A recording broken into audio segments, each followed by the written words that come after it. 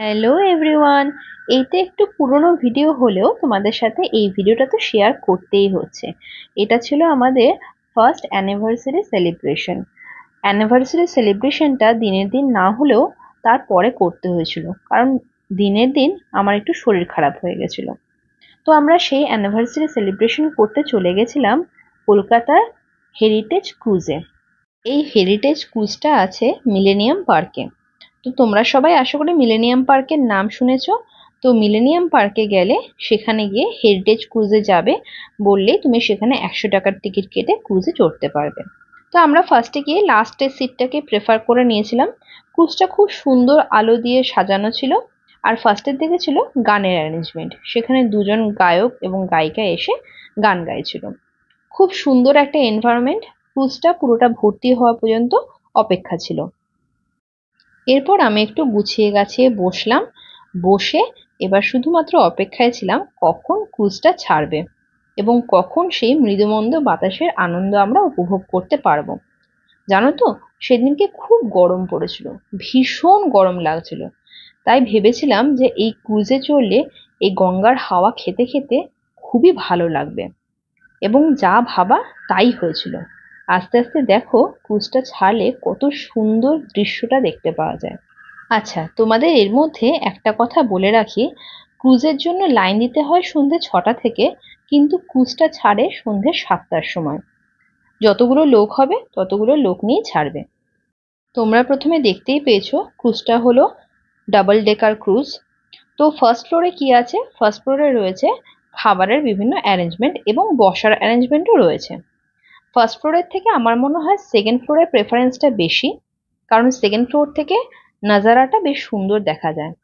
এরপরে first floor থেকে বড়বাবু একটু খাবার নিয়ে আসলো। খাবার মানে ওই একটু স্ন্যাক্স টাইপের, ভেজ চপ আর পাকোড়া, আর ছিল একটা ফিশ ফ্রাই।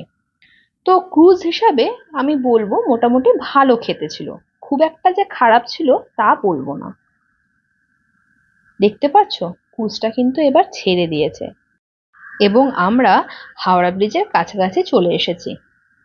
এর আগে আমি বিভিন্ন ইউটিউব ভিডিওটা দেখেছিলাম যে এই হাওড়া ব্রিজের মধ্যে ইন্ডিয়ার যে ট্রাই কালার সেটা তৈরি করে। তো আমরা সেটা দেখতে পাইনি। সেটারও একটা নাকি পারফেক্ট টাইম আছে, ওই সন্ধ্যের দিকে, ওই ধরো 5টার দিকে হয়তো এটা তৈরি করে।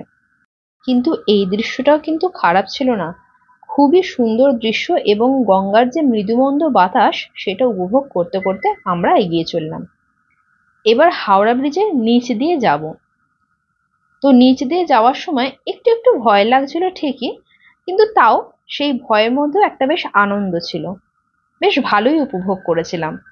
তোমাদের কাছে আমার অনুরোধ রইল, তোমরা যদি একবার পারো তাহলে একবার গিয়ে দেখো, খুব ভালো লাগবে। তোমাদের বলেছিলাম না একটা লাইভ পারফরমেন্সের ব্যবস্থা রয়েছে, এই দেখো সামনে লাইভ পারফরমেন্স হচ্ছে, এবং সেখানে যে কেউ গিয়ে একটু ড্যান্স করতেই পারে। এটা একটু এনজয়মেন্ট, আর কিছুই না। ওখানে এক দাদু আর দিদা ভীষণ ডান্স করছিল, একদম প্রথম থেকে তারা ফুল এনার্জেটিক ছিল। আর সেটা দেখে আমরা সবাই তাদেরকে খুব অ্যাপ্রিসিয়েট করেছি। এই দেখো এটা ছিল ফেরার সময়। সময়টা যেন একদম হুশ করে বেরিয়ে গেছিল। তবে হ্যাঁ, এই যে রাইডটা হবে, এই রাইডটা হবে 1 আওয়ারের, মানে 7টা থেকে 8টা, আর 8টা 15। এই দেখো এখানে একটা ইন্ডিয়ান ফ্ল্যাগ দেখা যাচ্ছে, দেখো কত সুন্দর নাজারাটা। ওখানে না হাওড়া রেল স্টেশনের ওখানে শুনেছি নাকি একটা খুব সুন্দর রেস্টুরেন্ট খুলেছে, সেই রেস্টুরেন্টটাই ছিল এটা। খুব ভালো লাগছিল। আর ছোট ছোট লাইভ বোট ঘুরে বেড়াচ্ছিল। এখানে আমরাও একটু দেখছি। বরফ বাবুকেও একটু বললাম তুইও আয়, তোকেও একটু জায়গা দিই। তারপরে লাস্টের দিকে একটু দুজন খুনসুটি করছিলাম, আর কিছুই না। আমার মাথাটাকে স্ট্যান্ড রেখে বলেছিল একদম নড়বি না, কিন্তু আমি তো নড়বই, একটু দুষ্টুমি তো করতেই হবে। আজ এইটুকুনি, টাটা।